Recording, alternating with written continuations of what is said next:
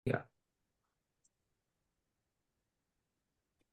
Assalamualaikum warahmatullahi wabarakatuh. Kami dari kelompok 4 program studi sistem informasi. Di sini kami akan mempresentasikan final project aplikasi desktop untuk pembandingan harga. Nah, di dalam kelompok 4 ini ada 6 anggota. Yang pertama saya Fauzan Akbar, yang kedua Andrew Silalahi, yang ketiga Zela Sikti Pranata, yang keempat Haikal Dika Septiano, yang kelima Afifah Lutfia Fakira, dan yang terakhir Januar Simanjuntak. Baiklah, untuk materi pertama akan disampaikan oleh Afifah Lutfia Fakira. Kepada Afifah Lutfia Fakira, dipersilakan.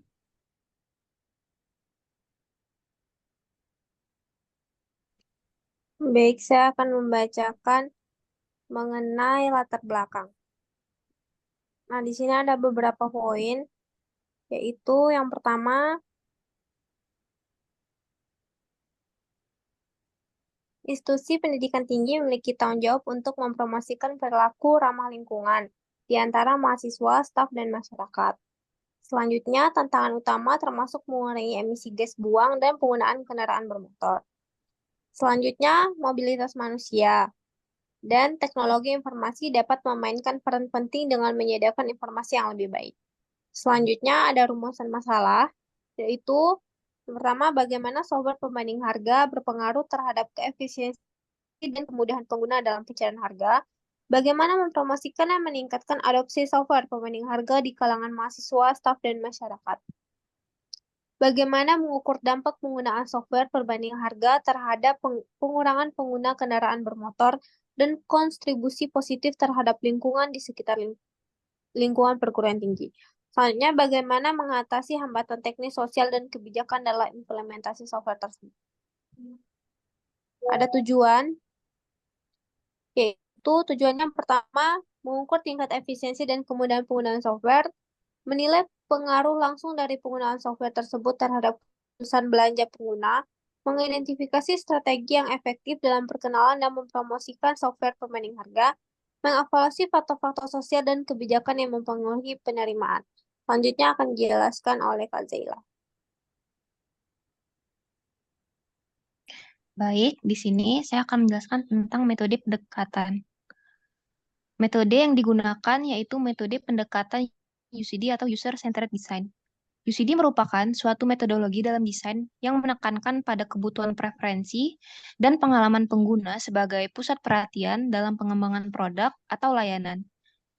Berikut adalah 5 tahapan yang kami jalankan dalam UCD. Yang pertama, plan the human process. Pada tahapan ini, dilakukan diskusi terhadap orang-orang yang akan mengerjakan proyek untuk mendapatkan komitmen bahwa proses pengembangan proyek adalah berpusat kepada user.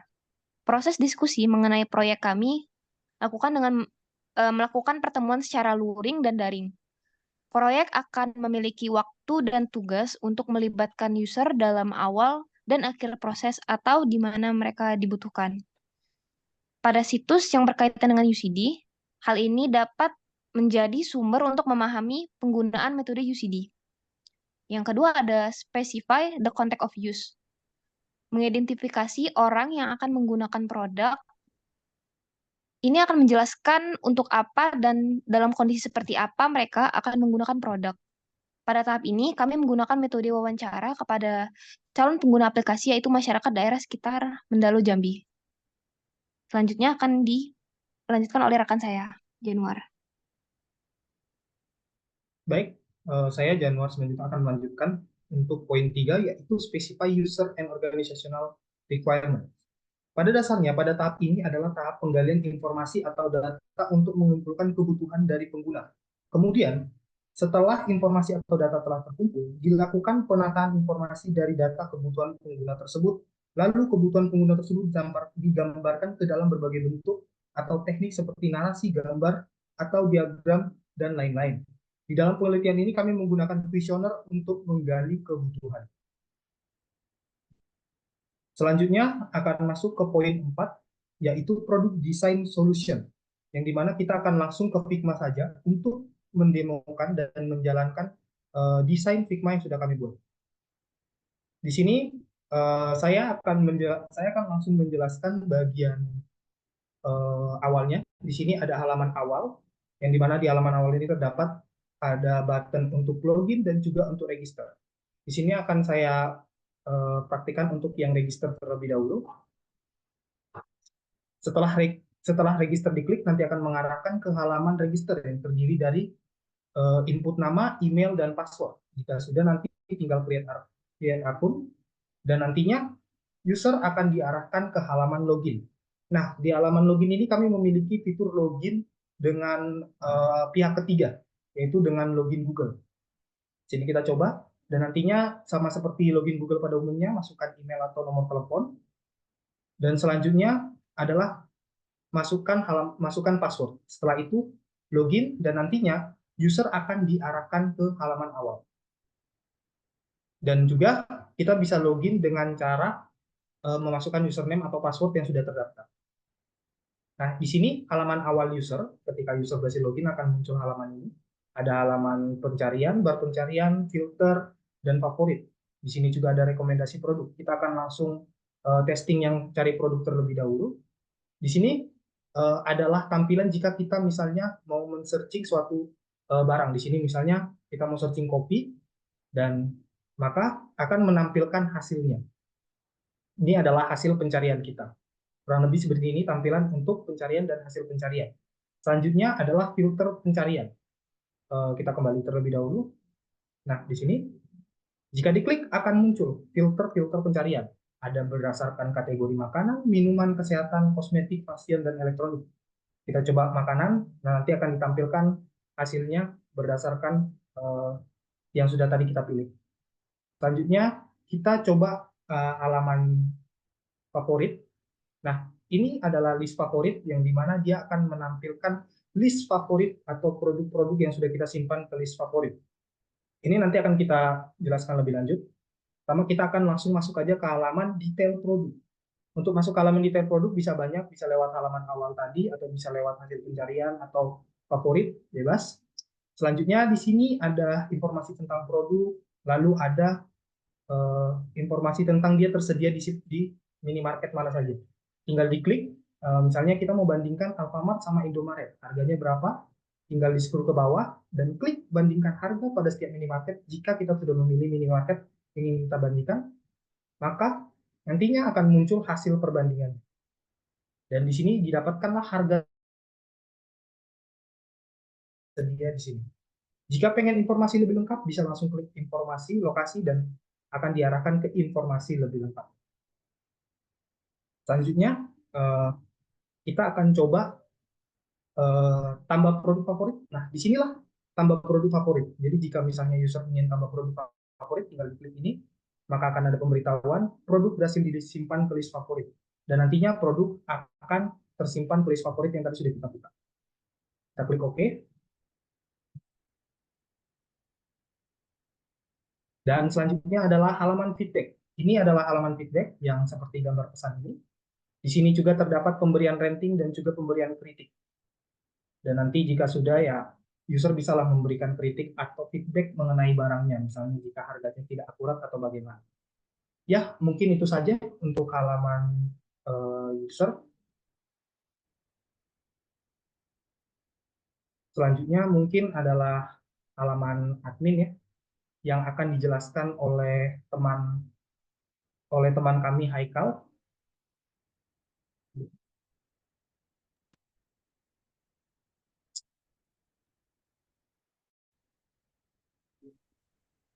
Maaf, bentar, ada masalah sedikit. Oke, jadi kita akan running lagi.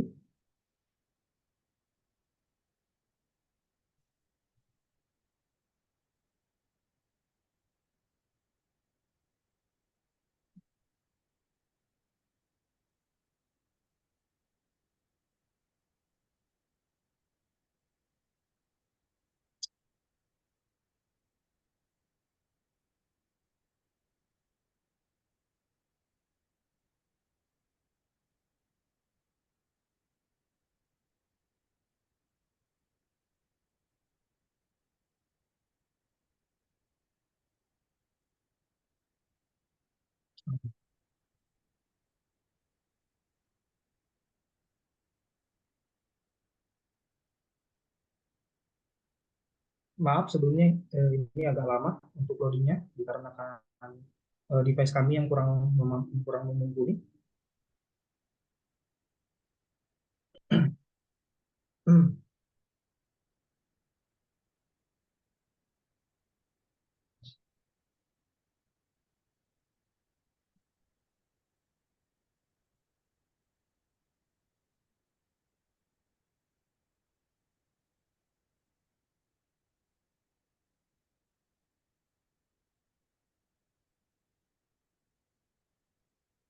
Baik, selanjutnya akan dijelaskan oleh Haikal. Pada Haikal dipersilakan. Baik, di sini saya akan menjelaskan halaman untuk admin. Kita langsung saja tekan tombol login. Kemudian kita masukkan akun admin yang sudah kita buat. Kemudian kita tekan login sebagai admin. Nah, di sini di halaman ini kita bisa mengedit dan juga melihat feedback-feedback yang telah diberikan oleh user. Pertama, kita akan mengedit salah satu produk. Kita tekan tombol pensil. Nah, kemudian kita bisa mengedit. Yang bisa diedit di sini adalah judul, deskripsi, kategori, dan juga foto dari produk. Kemudian juga kita bisa menambahkan toko yang menyediakan produk tersebut. Jika kita klik tambah minimarket, nah akan menampilkan form untuk mengisi informasi dari toko. Kemudian kita simpan. Kemudian kita bisa langsung simpan perubahan jika kita sudah mengedit. Kemudian kita bisa melihat feedback dari user. Nah, di sini kita bisa membalas komentar dari setiap user yang telah diberikan.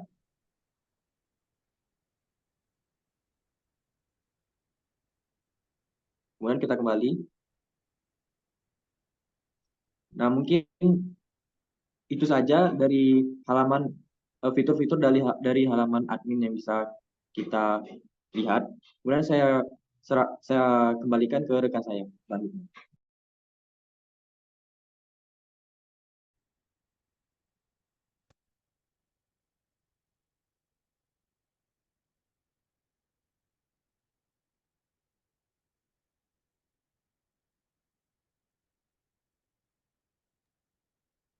Baiklah, untuk selanjutnya itu tentang usability testing. Untuk pengetesan aplikasi, di sini kami menggunakan metode usability testing. Di sini skala tes dimulai dari 1 sampai 5, di mana 1 adalah nilai sangat tidak setuju dan 5 adalah nilai untuk sangat setuju. Terdapat beberapa peraturan, setiap pertanyaan yang bernomor ganjil nantinya akan skor dari responden akan dikurang dengan 1, dan setiap pertanyaan bernomor genap akan dikurang dengan 5 dan dijadikan bilangan genap. Yang selanjutnya, peraturan selanjutnya, skor SUS diperoleh melalui hasil penjumlahan skor untuk setiap pertanyaan dan kemudian nantinya akan dikalikan dengan 2,5. Dengan yang terakhir adalah aturan penilaian digunakan untuk satu responden. Untuk perhitungan lebih lanjut, masing-masing responden akan dicari skor rata-ratanya nantinya. Baiklah, untuk rumusnya bisa dilihat di sini, yaitu skor rata-rata sama dengan jumlah skor SUS per jumlah responden. Tabel skor SUS-nya seperti yang saya jelaskan, seperti di bawah, sangat tidak setuju 1 dan sangat setuju 5. Selanjutnya, slide selanjutnya, yaitu daftar pertanyaan, bisa dilihat pertanyaan 1 sampai 10 di layar. Saya berpikir akan menggunakan sistem ini lagi dan sebagainya. Baiklah, yang selanjutnya, kami telah memberikan pertanyaan-pertanyaan ini melalui kuesioner kepada 10 responden. Selanjutnya, baiklah, dari 10 responden, ada beberapa kategori yaitu nama, usia, dan pertanyaan. Jumlah poin pertanyaannya. Di sini ada Raihan dan sampai Dimas, itu kira-kira rentan usianya 20 sampai 30 tahun, dan beginilah poin mereka sebelum dikurang atau ditambah. data dari responden. Selanjutnya, yaitu setelah dikurang 1 untuk pertanyaan ganjil dan dikurang 5 untuk pertanyaan genap, hasilnya adalah seperti ini. Hasil dari pertanyaan hasil dari data yang kami peroleh dari responden setelah dianalisis dan dijumlahkan akan dikalikan dengan 2,5. Selanjutnya dijumlahkan dan dirata-ratakan, yaitu mendapat hasil 75,5.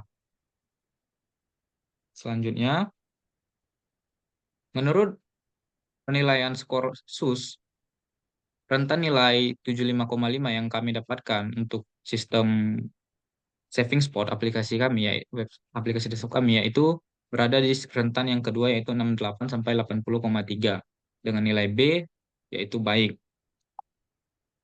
Selanjutnya, berdasarkan tabel ini ditemukan bahwa hasil perhitungan rata-rata skor SUS untuk saving spot adalah 75,5 dengan rentang tingkat penerimaan yang hampir tidak tinggi setara dengan grade B pada skala grade dan berada pada posisi baik pada sisi objektiva. Oleh karena itu dapat disimpulkan bahwa aplikasi saving spot ini sudah memenuhi kebutuhan pengguna dan siap untuk dipublikasikan kepada publik.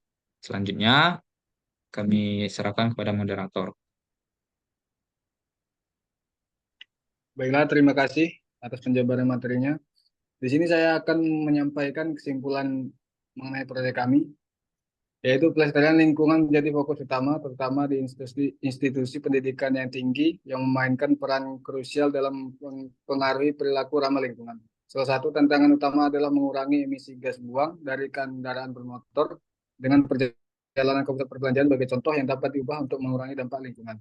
Teknologi informasi seperti aplikasi perbandingan harga menawarkan solusi cerdas untuk mengurangi perjalanan tidak perlu dan akses informasi yang lebih baik. Konsumen dapat membuat keputusan perjalanan yang lebih baik dan efisien, mengurangi emisi gas buang, polusi, kemacetan, dan konsumsi bahan bakar yang tidak efisien. Pendekatan UCCD merupakan kunci dalam pengembangan produk atau layanan yang efektif dan berorientasi dalam pengguna. Demikian integrasi teknologi, pendidikan lingkungan, dan pendekatan berorientasi pengguna menjadi kunci dalam mendukung upaya global untuk pelestarian lingkungan dan mengurangi jejak karbon secara efektif. Itulah presentasi mengenai final project kami. Bila ada kurang kata atau kesalahan, kami mohon maaf. Saya